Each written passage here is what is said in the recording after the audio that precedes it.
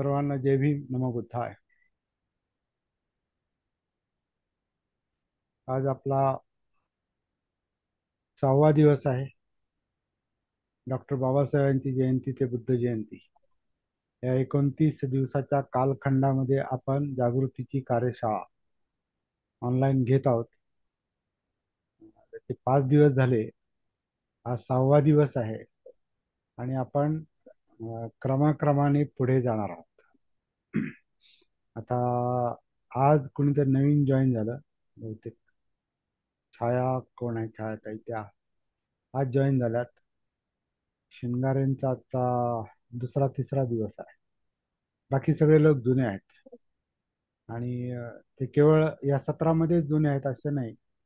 या अ, या 29 दिवसाच्या कार्यशाळेमध्ये ते जुने आहेत असं नाही, तर ते यापूर्वी पण बऱ्याच सत्रांमध्ये बसलेले लोक आहेत आणि त्यांना आपला हा जागृतीच्या कार्यशाळेचा विषय माहिती आहे.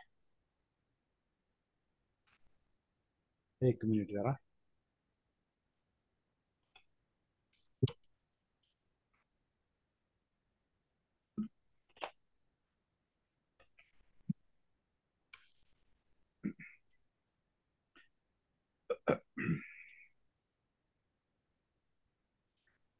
तर ज्यांना विषय माहिती आहे त्यांना आपण कशा टप्प्यांनी पुढे चाललोय हे पण थोडंसं लक्षात येत असणार आहे नक्कीच. नवीन लोकांना ते थोडंसं कठीण जाईल. तर नवीन लोकांना मी सूचना करेल की त्यांनी जुने व्हिडिओ बघावे. जुने म्हणजे आता 5 दिवसाचे व्हिडिओ पाहिले तरी चालतील आणि त्या आधीचे व्हिडिओ जर आवश्यक वाटलं तर ते पहा, ऐका. आणि त्याच्यामध्ये आपण सती साधने विषयीचं एक जनरल स्वरूप आणि प्रॅक्टिकल स्वरूप, थेरी, प्रॅक्टिस आणि बऱ्याच गोष्टी आपण त्याच्यामध्ये याच्या आधी पण मांडलेल्या आहेत बऱ्याच वेळेला. पण या 4-5 दिवसांचं ह्या मालिकेपुरता जरी विचार केला, आधीच्या 5 दिवसांची व्हिडिओ जरी आपण ऐकले तरी आपल्याला हा विषय लक्षात येईल नवीन लोकांसाठी. आज मी एका अं, विशेष गोष्टीकडे आपलं लक्ष वेधू इच्छितो आणि ते म्हणजे आपल्या सत्रांचा, या 5 दिवसांच्या सत्रांचा एक परिणाम मला जाणवतो की काही लोकांची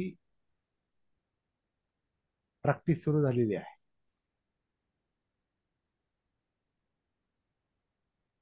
प्रॅक्टिस सुरू झालेली आहे. त्याचा परिणाम मला जो दिसतो म्हणजे सुनील साळवेंनी एक चित्र रेखाटलेलं आहे. त्यांच्या प्रॅक्टिसला धरून त्यांना जे वाटतं ते चित्र त्यांनी रेखाटलेलं आहे आणि ते चित्र मला खरं म्हणजे लवकरच आपल्या ग्रुपवर टाकायला पाहिजे होतं. आणि ते आत्ता मी 5 मिनिटापूर्वी टाकलंय. आत्ता टाकलंय. म्हणजे ते कदाचित तुम्ही पाहिलं पण नसेल. तर ह्या चित्राबाबत मी आज नाही बोलणार. थोडंसं फक्त एक इंट्रोडक्शन देणार आहे, त्याच्यात त्यांनी काय म्हटलेलं आहे आणि उद्या आपण त्याच्यावर थोडंसं विस्तार करणार आहोत. तोपर्यंत तुम्हाला ते चित्र पाहता येईल आणि इंटरेस्टिंग चित्र आहे. त्यांनी त्यांनी जी याची प्रॅक्टिसची सुरुवात केलेली आहे त्याला धरून त्यांनी त्याचे ते टप्पे केलेत. त्याला त्यांनी केस 1, केस 2, केस 3 असं म्हटलेलं आहे. त्याच्यामध्ये त्यांनी गती म्हणून एक गाडी दाखवलेली आहे आणि गतीची जी गाडी आहे त्याला त्यांनी म्हणजे श्वासाचं प्रतीक म्हणून दाखवलेलं आहे. हो. आणि दुःखमुक्ती वरती हा हा अंधार व्हायचं म्हणजे जास्त उशीर ना. शिंगारे. माईक बंद करा.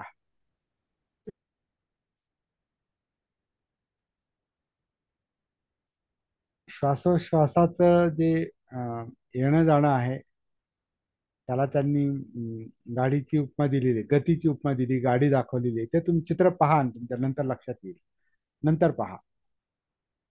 म्हणजे गतीचं प्रतीक दाखवलेलं आहे आणि त्याच्यात दुःखमुक्ती हा उद्देश आहे असं म्हटलेलं आहे. आणि त्याच्यामध्ये सुरुवातीला मी मी निरीक्षण करतो, मी पाहतो, मी श्वास घेतो सोडतो आणि मी निरीक्षण करतो, असं त्यांनी त्याच्या त्या पहिल्या चित्रात दाखवलेलं आहे. दुसऱ्या चित्रामध्ये म्हणजे अनात्म म्हणजे मी नाही, आपण आपण श्वास घेत नाही, आपण श्वास सोडत नाही आणि आपण निरीक्षण करत नाही. तर निरीक्षण शक्ती, निरीक्षण ही सुद्धा एक नैसर्गिक गोष्ट आहे, असं त्याच्यातून त्यांच्या म्हणण्यातून दिसतं. आणि त्यांनी त्याला म्हटलेलं आहे की आनापान सतीची तिथून सुरुवात होते आणि श्वासाच्या गतीकडे आपण तटस्थपणे पाहतो. आता हा तटस्थपणे हा शब्द काय आहे, हा मी थोडा त्याच्यावर फोकस करणार आहे. मला तो आधी त्रयस्थ वाचण्यात आला माझ्या, तो ऍक्च्युली तटस्थ आहे. तटस्थपणे पाहतो. आणि तिसऱ्या ह्याच्यामध्ये मग त्यांनी असं म्हटलेलं आहे, तीन भाग केलेत.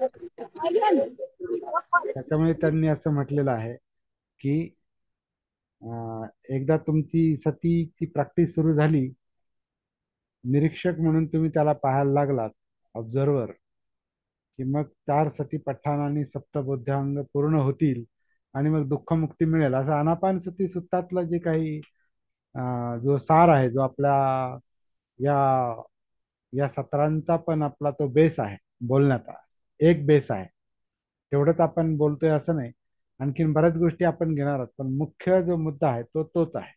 आनापान सती सुत्ताचा आनापान सती सुत्त जे आहे, मध्यम निकायमधलं 118 नंबरचं सुत्त, त्याच्यामध्ये आनापान सतीची भावना साधना महाफलदायक होते. आनापान सतीची अधिकाधिक भावना केल्याने ती चार सती पठ्ठाणांना परिपूर्ण करते आणि चार सती पठ्ठाणांची अधिकाधिक भावना केल्याने ती सप्तबोध्यांगांना परिपूर्ण करते आणि त्यामुळं विद्या आणि विमुक्तीची प्राप्ती होते. असं ते वन लाईन आहे, सार आहे तो. तर त्या सुत्ताचा सार आहे, तो बुद्ध धम्माचा पण सार आहे, की आपल्याला शेवटी काय पाहिजे जीवनामध्ये. तर तणावमुक्ती पाहिजे, यातनामुक्ती पाहिजे, दुःखमुक्ती पाहिजे, टेन्शन मुक्ती पाहिजे, भयमुक्ती पाहिजे, एकटेपणातून मोकळीक पाहिजे. म्हणजे आपलं जीवन हे दुःखमुक्त पेनलेस बनलं पाहिजे. आणि ते पेनलेस बनवू शकतं, ते एक प्रॅक्टिसच आहे. ते दुःख दुःख नष्ट नाही, दुःखाचं अस्तित्व नष्ट नाही होत, परंतु दुःखामुळं दुःखी होण्याची जी मानसिकता आहे त्याच्यामध्ये बदल होतो. आपण एका स्वीकारण्याच्या मोडमध्ये येतो, ऍक्सेप्टन्स मोडमध्ये येतो. सत्य स्वीकारतो, आपण जीवनातलं सत्य स्वीकारतो, म्हणजे दुःख स्वीकारतो. दुःख स्वीकारतो म्हणजे दुःखाला आपण नष्ट करतो, इरॅडिकेट करतो असं नाही, ते अशक्य आहे. दुःख नष्ट आपण करू शकत नाही. दुःख बुद्धांना पण होतं, शेवटपर्यंत होतं, परंतु ते दुःखापासून मुक्त होते. आता ते काय आहे हे आपल्याला हळूहळू अनुभवातून कळू शकतं, त्याला अजून वेळ आहे. त्यांनी दुःख मुक्ती म्हणजे दुःख नष्ट केलं असा त्याचा अर्थ नाही. दुःख मुक्ती म्हणजे दुःखानं दुःखी होण्यापासून त्यांचं चित्त, मन हे मुक्त होतं. कारण सत्य म्हणून, दुःख एक सत्य म्हणून त्यांनी स्वीकारलं होतं. दुःखाला कारण आहे, त्याचं निवारण होऊ शकतं आणि तो निवारणाचा मार्ग आहे, हे सत्य त्यांनी स्वीकारलेलं होतं आणि प्रॅक्टिस केली त्यांनी तशी. नुसतं सत्य स्वीकारलं नाही, तर त्यांनी तशी प्रॅक्टिस केली.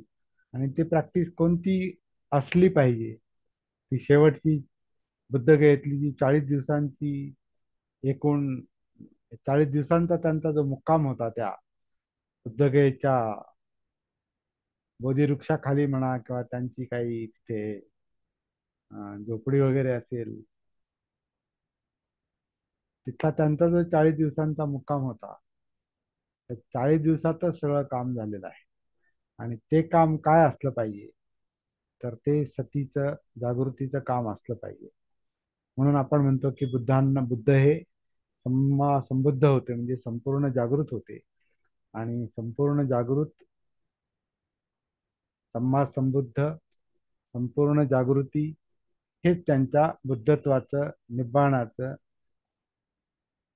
विमुक्तीचं, दुःखमुक्तीचं कारण होतं, जागृती. त्याच्या आधी त्यांनी अनेक ध्यान साधना करून पाहिल्या, त्या सोडून दिल्या. आत्मक्लेशाच्या तपश्चर्या केल्या त्या सोडून दिल्या आणि त्यांना नवीन मार्ग जो सापडला तो हा जागृतीचा असावा, सतीचा असावा. म्हणून त्यांनी सतीचा वारंवार उल्लेख केलेला आहे. जसं सती, सती संप्रजन्य, अपमादेन संपादेत, अपमाद सुद्धा सती दर्शवणारा शब्द आहे. सती संप्रजन्य, सती पठ्ठान, सप्तबोध्यांगातली सती, अष्टांग मार्गातली सती. तर सती हा त्यांच्या शिकवणीतला सेंट्रल पॉइंट आहे, परंतु तो थोडा हरवलाय असं मला माझ्या अनुभवातून वाटतं. कारण सती म्हणजे जागृती असं काही कोणी आपल्याला सांगत नाही. आणि जागृती हा बुद्धांच्या प्रॅक्टिसचा, संशोधनाचा सेंट्रल पॉइंट होता असंही कोणी आपल्याला सांगितलं नाही. सांगितलं, परंतु तो प्रॅक्टिसचा मुद्दा नाही बनला. जागृतीचा उल्लेख वारंवार येतो, अवेअरनेसचा, अवेकनिंगचा मुद्दा वारंवार येतो शिकवणीमध्ये. परंतु ध्यानावर जसा भर दिला जातो तसा जागृतीवर भर नाही दिला जातो.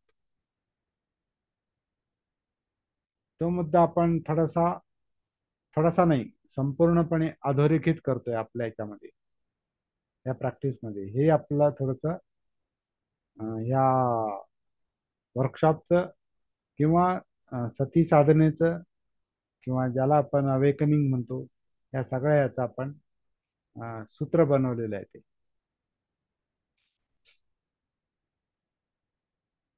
आणि ही सतीची प्रॅक्टिस कशी करायची हाच आपला मुख्य मुद्दा आहे. आज काही लोक पहिल्यांदा जॉईन झालेत, त्यांच्यासाठी मला थोडं मागं जावं लागेल. कारण मग आपण पुढं निघालो तर मग नवीन लोकांच्या हे लक्षात येणार नाही की आपण काय करतोय नेमकं, कुठं आहोत आणि पुढं काय, हे लक्षात येणार नाही. म्हणून आपल्याला थोडंसं मागं जाणं गरजेचं आहे.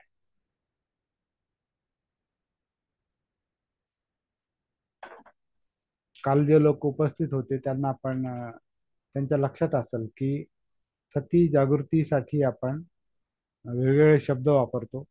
सती म्हणजे भान आहे, जीवनाचं भान आहे, जगण्याचं भान आहे. आणि जीवनाचं भान आहे म्हणजे या नामरूप अस्तित्वाचं भान आहे. नामरूप म्हणजे बॉडी माइंड, या बॉडी माइंडचं भान आहे. म्हणजे ही बॉडी काय आहे हे सतीला कळतं, हे माइंड काय आहे हे सतीला कळतं. म्हणून भान या शब्दामध्ये, सती शब्दामध्ये या अस्तित्वाचं भान आहे. बॉडी माइंडचं भान आहे म्हणजे जगण्याचं भान आहे, अस्तित्वाचं भान आहे, कायेचं भान आहे, चित्ताचं भान आहे, मनाचं भान आहे, आणि जिवंतपणाचं म्हणजे जाणीवांचं भान आहे. असं आपण थोडंसं काल पाहिलेलं आहे. त्याला वेगवेगळे शब्द आपण काल पाहिले की आपल्याला हे भान जर ठेवायचं असेल, आपल्याला ही सती जागृती जर डेव्हलप करायची असेल, आपलं जीवन समजून घ्यायचं असेल, तर आपल्या मनाचं जे बहिर्गामी स्वरूप आहे, एक्स्ट्रावर्ट स्वरूप जे आहे, जे मन बाहेर भटकतं, इंद्रियजन्य जगामध्ये भटकतं, डोळे, कान, नाक, जीभ, त्वचा, म्हणजे डोळ्यांचं पाहणं, कानांचं ऐकणं, नाकाचा गंध, जिभेची चव, त्वचेचा स्पर्श, या यात गुंतलेल्या शेकडो हजारो विषयांमध्ये मन हे व्यस्त आहे. आणि त्याला धरूनच ते विचार करतंय, त्याला धरून इमोशन्स पण क्रिएट होतात, म्हणजे चित्त निर्माण होतं, ते पेट घेतं. आणि ते पेट कशामुळे घेतं तर चित्तामध्ये लोभ आणि द्वेष आहे. कारण जे जे ते विषय त्याला मिळतात, इनपुट ज्याचं ज्याचं होतं, त्यातलं हे पाहिजे ते नको, असं पाहिजे तसं नको, असं असतं तर बरं झालं असतं, तसं नको होतं. तर हे जे पाहिजे नकोचा लोभ द्वेषाचा जो संघर्ष आहे, ह्याच्यामध्ये मन व्यस्त आहे आणि झोपेतही व्यस्त असतं, म्हणून आपल्याला स्वप्न पडतात. म्हणजे मनाचं कार्य हे झोपेत पण चाललेलं आहे. आणि आपण जागे असलो आणि वेगवेगळ्या विषयांच्या संपर्कात जरी असलो, उदाहरणार्थ आत्ताच वर्तमानामध्ये आपण जरी आत्ता आपण पाहतोय, आपण ऐकतोय, आणि आपल्या आजूबाजूचं जे काही वातावरण आहे, जिथं तुम्ही बसलेला आहात, मी जिथं बसलेलो आहे, हे आजूबाजूचं जे वातावरण म्हणजे विषय जे आहे, हे माझ्यासाठी माझ्या मनाला उत्तेजित करणारे विषय आहेत.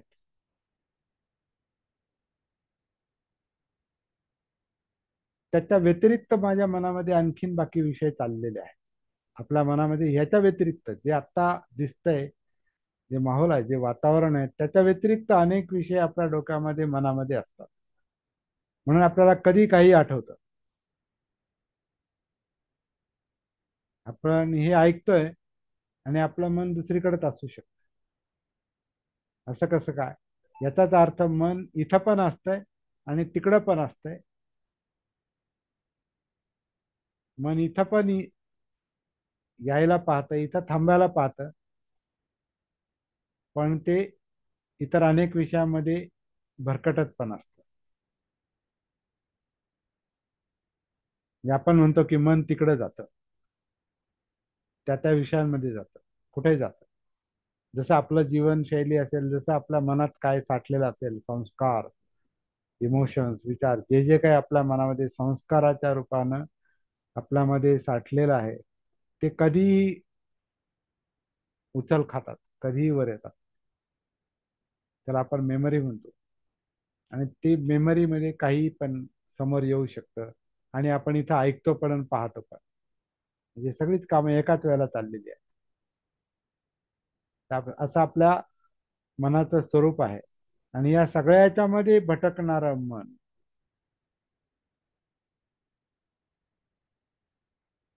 या सगळ्या याच्यामध्ये भटकणारं मन,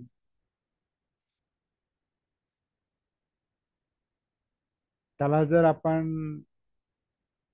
अनापान सती सारखा विषय दिला, की हा जो नैसर्गिक श्वास आहे, हे शरीर घेतं, शरीर सोडतं, नैसर्गिकपणे करतंय ते काम जन्मापासून. काल आपण पाहिलं की लहान बाळासारखं जे लहान बाळाचा जो श्वासोच्छ्वास चाललेला असतो, त्याचं जे पोट नैसर्गिकपणे असं हबकतं, त्याच्यामध्ये ताण कमी असतो, म्हणून ते मोकळेपणानं ते वर खाली होतं. तसं आपलं होत नाही आता. आणि आपल्या आपल्या संपूर्ण शरीरावर ताण आहे, प्रेशर आहे, टेन्शन आहे स्नायूंवर. त्याच्यामुळे आपल्या पोटामध्ये एक प्रकारचा कडकपणा पण आलेला असतो. आणि बरेच आपल्या काही ज्या सवयी असतात, त्याच्यामुळे आपल्यामध्ये जो काही तो लवचिकपणा आपला हरवलेला असतो, जो लहान मुलामध्ये असतो. म्हणजे आपण जेव्हा लहान होतो तेव्हा तसाच श्वासोच्छ्वास घेत असू आपण, पण तो आता नाही. तर हे सगळं सांगण्याचं कारण काय होतं काल आपलं, की नैसर्गिक श्वास जो आहे तो आपण न घेता न सोडता आपोआप चालू आहे, तो आत्ता चालू आहे. पण त्यातला नैसर्गिकपणा हरवलेला असतो. तो नैसर्गिक श्वास आपण पाहत नाही. आपण बऱ्याचदा श्वास मी घेईल, मी सोडील, असा घेईल, तसा तसा सोडील, आणि इथं त्याला पाहिलं आणि तिथं पाहिलं, आणि त्याचं मी असं काउंटिंग करेल आणि तसं काउंटिंग करेल. असं इच्छाशक्तीच्या बळावर आपण तो श्वास पाहण्याचा प्रयत्न करतो. म्हणजेच आपण नैसर्गिक श्वास पाहत नाही, जे हे शरीर घेतं, शरीर सोडतं. आणि ते पाहत नाही, त्याच्यामुळं आपण आनापानच्या आधारे आपण कायेमध्ये शरीरामध्ये उतरू शकत नाही, जी गरज आहे आपली. शरीरामध्ये कायेमध्ये का उतरायचं?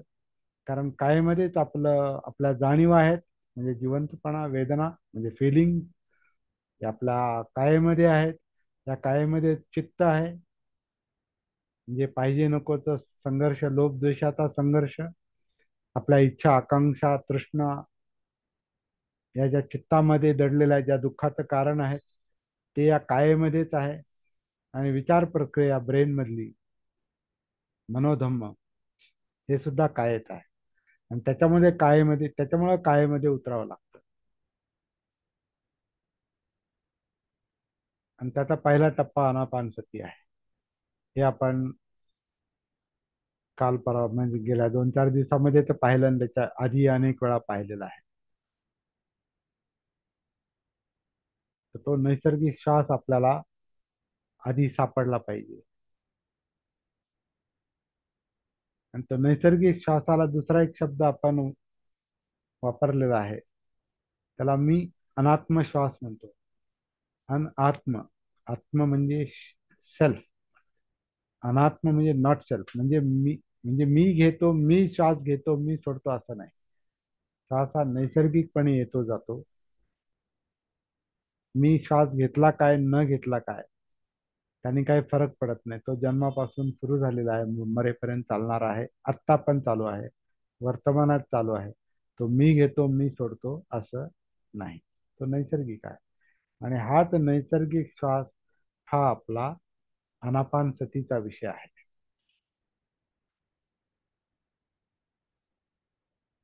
त्याच्या आधारे आपल्याला आपल्या स्वतःशी, या कायेशी आपल्याला कनेक्टिव्हिटी साधायची आहे. हा एक आपला उपयुक्त शब्द आहे. कनेक्टिव्हिटी म्हणजे स्वतःशी कनेक्ट व्हायचं आहे. जे आपण हरवलेले असतो जगामध्ये, बाह्य जगामध्ये, इंद्रियजन्य जगामध्ये,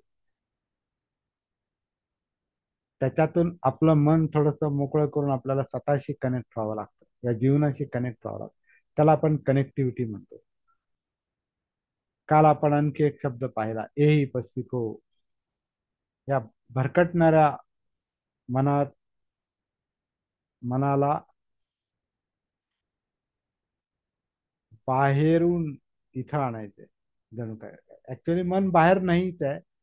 ते जे भटकतंय तेही आताच भटकतंय. ते बाहेर कुठे जात नाही. मन कुठंच जात नाही. सगळं मनामध्ये येतं. मन कुठंच जात नाही. मन तिथंच असतंय. पण ते असं वाटतं की बाहेर भटकतं. बाहेर नाही भटकत. ते आतल्या आतच ते बाहेरचे विषय धारण करून असतं. कारण अनेक गोष्टींचं ध्यान त्यांनी केलेलं असतं आणि ते धरून ठेवलेलं असतं सगळं. ह्याच्यात अडकलंय, त्याच्यात अडकलंय, त्याच्यात अडकलंय, आणि त्याच्यामुळे ते सगळ्या गोष्टींना धरून ठेवतं. त्याला आपण संस्कार म्हणतो. तर ते जे बाहेर असल्यासारखं वाटतं, त्याला आपल्याला स्वतःमध्ये आणायचंय. म्हणजे स्वतःशीच कनेक्ट व्हायचंय. म्हणजे मनाला मनाशीच कनेक्ट व्हायचंय. आणि ते कनेक्ट होण्याचं काम, कनेक्टिव्हिटीचं काम ती सती करते.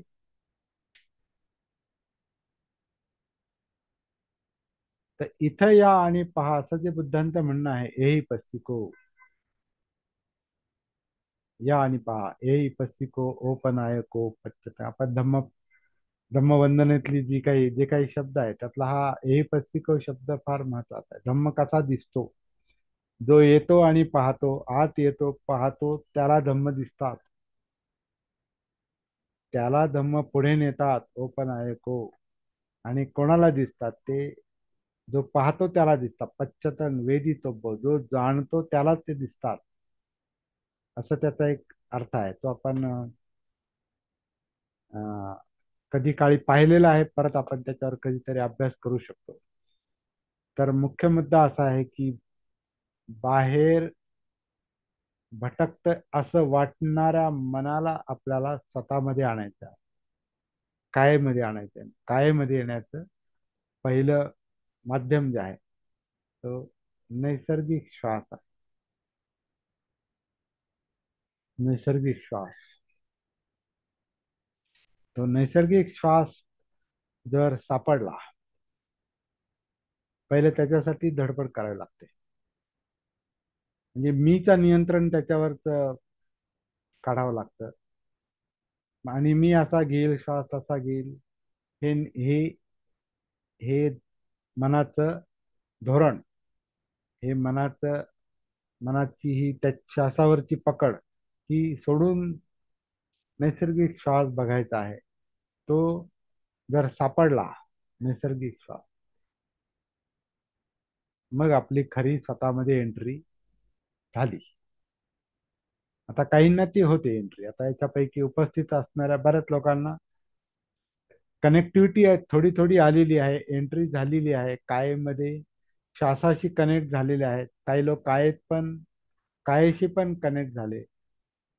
परंतु मनाची भटकंती, मनाचं जे एंगेज राहणं आहे संस्कारांमध्ये, इंद्रियांच्या विषयामध्ये, मनाचं जे गुंतून पडणं आहे, एंगेज राहणं आहे, भरकटणं आहे, त्यातला जो विस्कळीतपणा आहे, त्यातली जी चंचलता आहे, त्यामुळं हा नैसर्गिक श्वास सापडला तरी त्याच्या प्रवाहामध्ये, गतीमध्ये उतरणं कठीण जातं.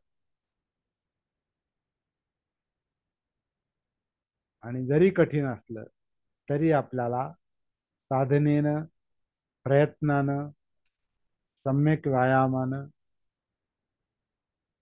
ते काम आपल्याला करायचंय, करत राहायचं आहे. जोपर्यंत आपल्या जीवनाशी, आपल्या स्वतःशी आपली आपली काय म्हणतात त्याला, परमनंट गाठ पडत नाही. परमनंट गाठ पडली पाहिजे स्वतःची आणि आपली, आपली आपल्याशी परमनंट गाठ पडली पाहिजे. म्हणजेच आपण आपल्यातून कधीही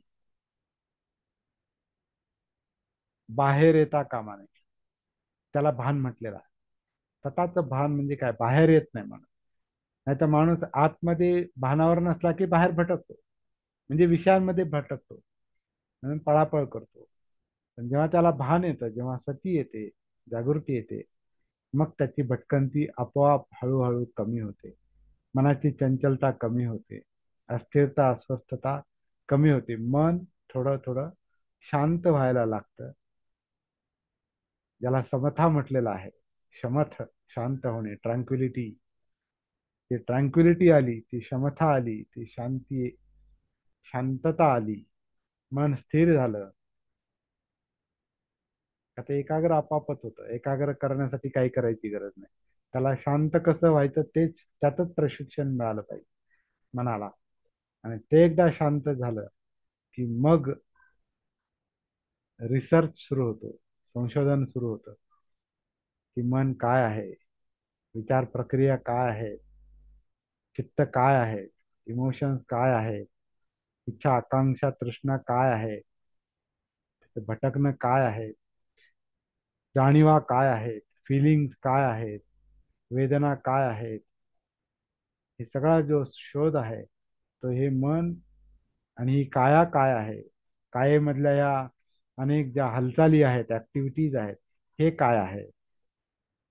आणि ज्या अनापानचा आपण विचार करतो, श्वासोच्छवासाचा विचार करतो, याचं काम कसं चाललेलं आहे, हे शांतपणे पाहण्यासाठी आधी मन स्थिर आणि शांत होणं गरजेचं आहे. तर ते होतं. त्याची चिंता करायची गरज नाही. त्याला पुन्हा पुन्हा पुन्हा, त्यालाच आपण प्रॅक्टिस म्हणतो, साधना म्हणतो. पुन्हा पुन्हा करा. साधना इज रिपिटेशन. प्रॅक्टिसचा अर्थ काय होतो, एकच गोष्ट जोपर्यंत जमत नाही तोपर्यंत ती पुन्हा पुन्हा करायची. आणि साधना, ज्याला आपण अभ्यास हा एक शब्द आहे. अभ्यास म्हणजे नुसतं वाचणं नाही. अभ्यासाचा अर्थ रिपिटेशन होतो. हिंदीतला जो अभ्यास हा जो शब्द आहे, अभ्यस्त होणे, अभ्यास, तर अभ्यासामध्ये रिपिटेशन येतं. आणि आपणही ज्याला अभ्यास म्हणतो ते रिपिटेशनच असतं. ते पुन्हा पुन्हा वाचावं लागतं. जी गोष्ट समजत नाही ती परत परत वाचावी लागते. जी गोष्ट कळत नाही ती पुन्हा पुन्हा ऐकावी लागते. जे स्पष्ट पाहून कळालं नाही ते पुन्हा पुन्हा पाहावं लागतं. त्याचं नाव प्रॅक्टिस आहे, त्याचं नाव साधना आहे, त्याचं नाव अभ्यास आहे.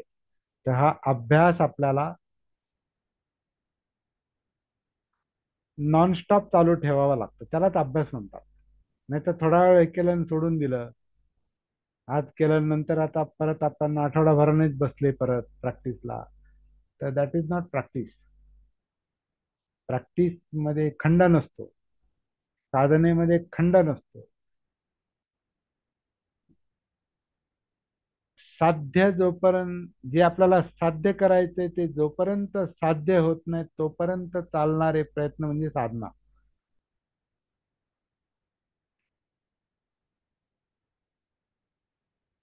जे पाहिजे जे आवश्यक आहे ते मिळेपर्यंत आपली साधना नाही चालली तर ती साधना खंडित झाली, ते प्रयत्न खंडित झाले.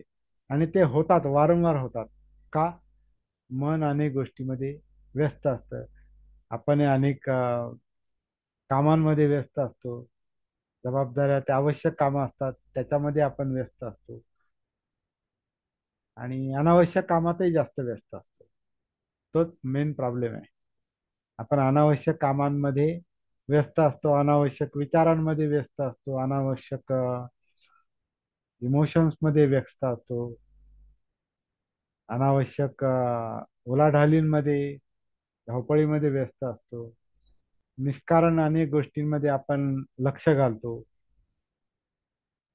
निष्कारणच असते. कधी चौकात उभं असतं, जसं आपण सगळ्याच रस्त्यांकडे पाहतो, चौकात उभं राहून किंवा अनेक रस्त्यांच्या मध्ये उभं राहून जर हाय हाय हा रस्ता कुठे जातो, हा कुठे जातो, हा कुठे जातो, याच्यात काय आहे, त्याच्यात काय, त्याच्यात काय. तर त्याच्या सगळ्याच गोष्टी आवश्यक नसतात. ज्या आवश्यक असतात त्याच्याकडं पाहिलंच पाहिजे, त्याचा अभ्यास केलाच पाहिजे.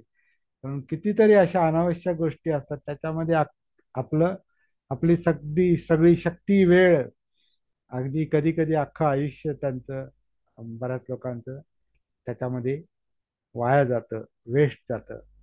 आणि मग कधी कधी पश्चाताप, अपराधीपणाची भावना ही त्रस्त करते. आणि जेव्हा अपराधीपणा, त्रस्तपणाची भावना, कमीपणाची भावना, अपयशाची भावना, जे पाहिजे ते करता आलं नाही, आपण जीवनामध्ये आपण अयशस्वी ठरलो, अपयशी ठरलो, याच्यामुळे जो अहंकार दुखावतो, मीपणा दुखावतो, आत्मभाव दुखावतो, मग माणूस वेगवेगळ्या वाईट गोष्टींमध्ये इंटरेस्ट घेतो. त्याचं मन आपोआप त्याला, कारण मनाला काम दुसरं काहीच नाही, ते नेहमी कुठं ना कुठे एंगेजच असतं.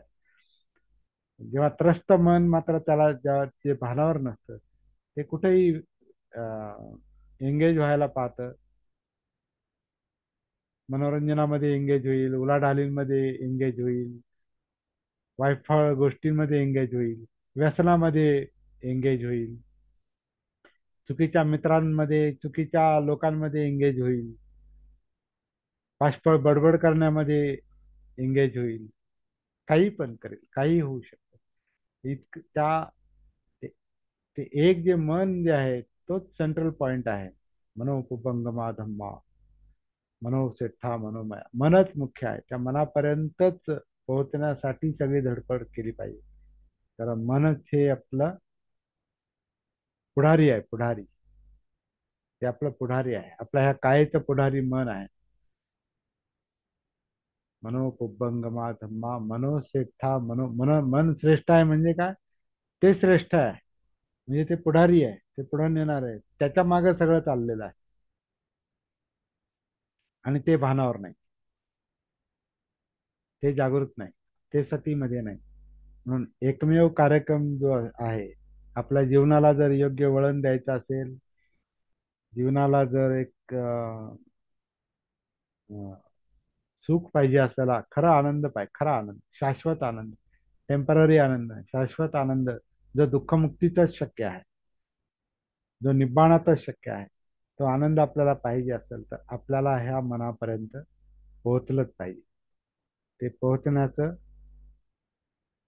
पहिलं साधन म्हणजे ते मन ज्याच्यात आहे ते पहिलं काम म्हणजे ते मन ज्याच्यात आहे त्या कायेमध्ये उतरायचंय. आणि त्या कायेमध्ये उतरण्याचं पहिलं वाहन, पहिलं साधन, पहिली नाव, पहिली गाडी ही श्वासाची आहे.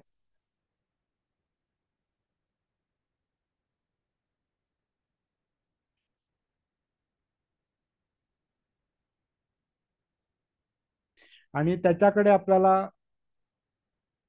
सुनील साळवेंचा मुद्दा मगाचा जो आहे, त्याच्याकडे आपल्याला तटस्थपणे किंवा त्रयस्थपणे नाही, म्हणजे श्वासाचा आणि माझा काही संबंध नाही, असं असं असं नाही पाहायचं आपल्याला. आपल्याला त्या प्रवाहामध्ये उतरायचंय, आपल्याला त्याच्यामध्ये खरं म्हणजे मुसंडी मारायची, त्याच्यामध्ये आपल्याला उतरायचंय. ते कठीण आहे पण त्याच्यात उतरल्याशिवाय ते दिसणारच नाही. श्वासात उतरल्याशिवाय श्वास जाणवणार नाही. कायेत उतरल्याशिवाय काया जाणवणार नाही. वेदनांमध्ये उतरल्याशिवाय वेदना जाणवणार नाही. चित्तामध्ये उतरल्याशिवाय चित्त जाणवणार नाही. विचारांमध्ये उतरल्याशिवाय एंट्री केल्याशिवाय विचार प्रक्रिया जाणवणार नाही. इंद्रियांमध्ये उतरल्याशिवाय इंद्रियांचा अभ्यास होणार नाही. पाचवी इंद्रिय आणि सहावं मन, हे सगळं त्याच्यात एंट्री करूनच ते समजते. त्यांच्या गतीमध्ये उतरून ते समजते. त्याच्या त्या स्रोतांमध्ये उतरून ते समजते. त्याला स्रोतापन्न अवस्था म्हटलेला आहे. प्रवाहात प्रवेश, स्ट्रीम एंट्री. स्ट्रीम एंट्री म्हणजे स्ट्रीमला लांबून पाहणं नाही, प्रवाहाला लांबून पाहणं नाही, गतीला लांबून अनुभवणं नाही, गतीशी एकरूप होणं आहे, गतीचा भाग बनणं आहे. जसं आपण गाडीनं प्रवास करतो, गाडीनं प्रवास करतो म्हणजे काय, गाडीच्या गतीशी आपण एकरूप झालेलो असतो. गाडीमध्ये बसतो, गाडी ड्रायव्हर चालवतो, आपण गाडीमध्ये बसलेलो असतो. आता आपल्याला ते जाणवत नाही का आपण गाडीच्या गतीशी एकरूप आहोत. आपल्याला वाटतं आपण फक्त बसलेलो आहोत. आपण बसलेलो नसतो. फक्त बसलेलो नसतो हे कधी लक्षात येतं? जेव्हा अचानक ब्रेक मारला जातो तेव्हा. आणि जेवढा जोराचा ब्रेक असतो, जेवढा जोराचा धक्का असतो, त्याने काय होतं आपल्याला माहिती आहे. आपलं तोंड फुटू शकतं, आपण लांब फेकले जाऊ शकतो. अगदी अगदी गाडीचा गाडीचा वेग जेव्हा जेव्हा अचानक खंडित होतो, कारण त्या गाडीचा वेग आणि आपल्या शरीराचा वेग हा एक झालेला असतो. जेव्हा गाडी तशी चालू असते आणि तिला जेव्हा एकदम ब्रेक बसतो, तेव्हा आपल्या शरीराची जी गती असते, ही गती आपल्याला पुढे फेकते. आणि म्हणून आपण पडतो, पुढे आदळतो, किंवा आणखीन जोराचं काय असेल तर आपण बाहेर फेकले जातो, काचेच्या बाहेरही कधी कधी फेकले. असे काही मोठाले ऍक्सिडेंट आहेत. तर हे आपल्याला हे लक्षात घ्यावं लागतं. आपण गतीमध्ये आपण असतो. तसं आता तसं आपण या श्वासाच्या गतीत, कायेच्या गतीत, याच्या गतीत उतरूनच आपल्याला ह्या सगळ्याचा अभ्यास होतो.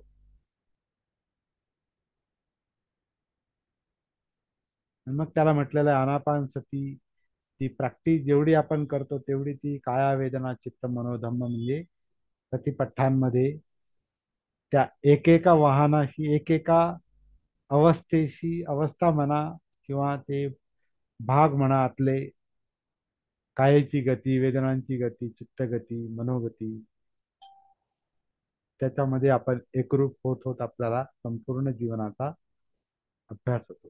त्याचं पहिलं चरण, पहिला टप्पा म्हणजे आनापानसती आहे.